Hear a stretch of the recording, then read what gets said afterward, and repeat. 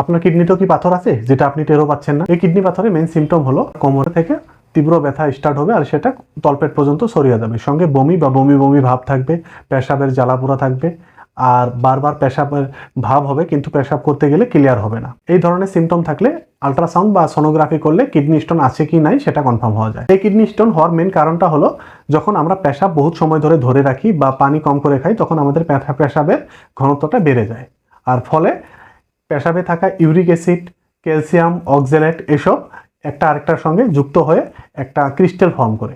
আর যখন আমরা এই পেশাব ধরে রাখার অভ্যাসটা বা পানি কম খাওয়ার অভ্যাসটা বহুত দিন ধরে কন্টিনিউ করি, তখন এই ক্রিস্টালগুলো একলগ হয়ে একটা বড় গোটার সৃষ্টি করে, আর সেটাই কিডনি পাথর। কিডনি স্টোন দেখতে এমনটাই হয়।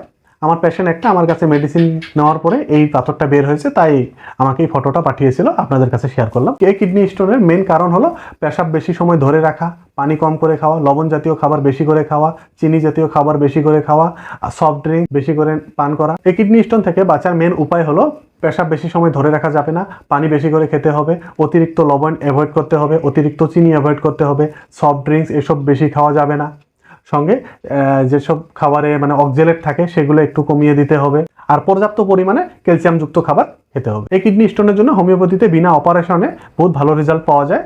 আর যদি আপনি হোমিওপ্যাথিক চিকিৎসা নিতে চান, অবশ্যই একটা রেজিস্টার্ড হোমিওপ্যাথিক ডাক্তারের কাছে পরামর্শ নিতে পারেন, বা যদি আমার কাছে কন্ট্যাক্ট করতে চান, ফুলবাড়ি এম বাজারের নিচে আমার ক্লিনিক আছে, হেলথ ক্লিনিক হোমিও বলে, সেটাতে আসতে পারেন, বা স্ক্রিনে থাকা কন্ট্যাক্ট নাম্বার বা অ্যাড্রেসে আপনি কন্ট্যাক্ট করতে পারেন। ধন্যবাদ।